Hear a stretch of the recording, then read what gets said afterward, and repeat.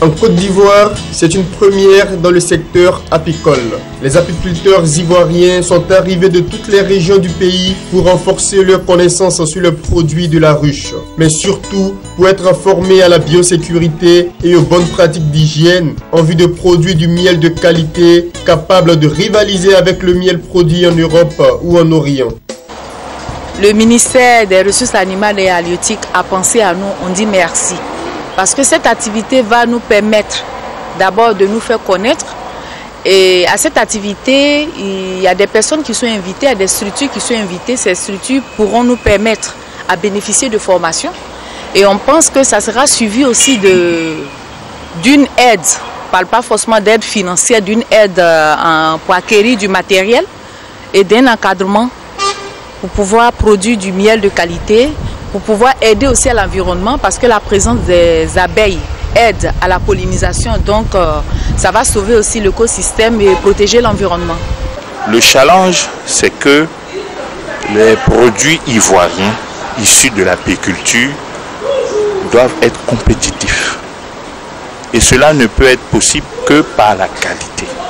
Et cette qualité, elle ne peut être obtenue que si des mesures, n'est-ce pas, de biosécurité et des bonnes pratiques d'hygiène sont mises en œuvre et suivies par un système de contrôle sanitaire assuré, n'est-ce pas, par des laboratoires qualifiés.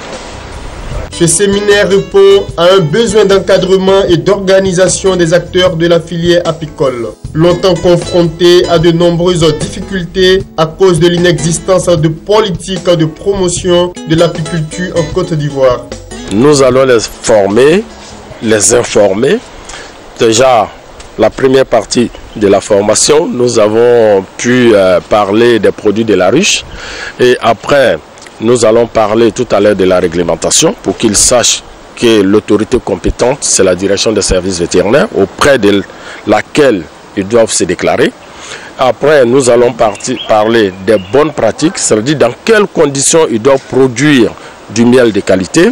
Et après, nous allons essayer de mettre à leur disposition les laboratoires, pour ne pas dire les noms des laboratoires, qui ont les capacités analytiques aujourd'hui de faire du contrôle et de la surveillance et les analyses nécessaires sur le miel pour que le miel qui est donné aux consommateurs soit sûr et garantisse la sécurité de ce miel-là.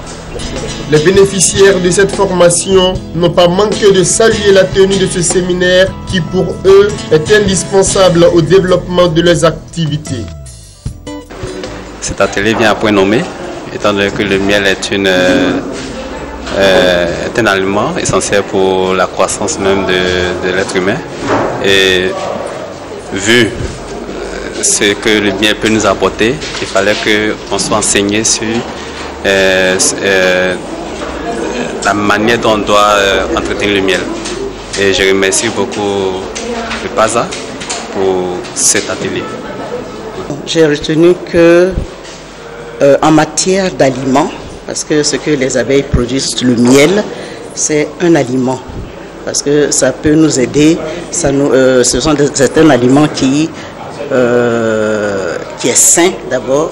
Parce que quand vous avez même suivi l'atelier, vous avez vu que les abeilles elles-mêmes, elles prenaient toutes les dispositions pour que le miel sorte propre et sain.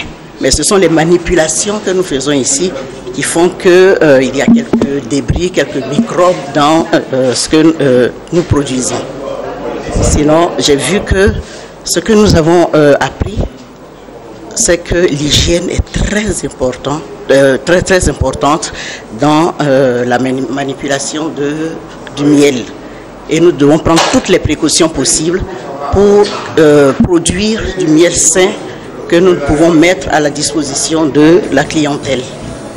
L'atelier de formation aux produits de la ruche a pris fin avec la remise des diplômes de participation aux acteurs de la filière apicole et les enseignements dispensés à ce séminaire sur support USB.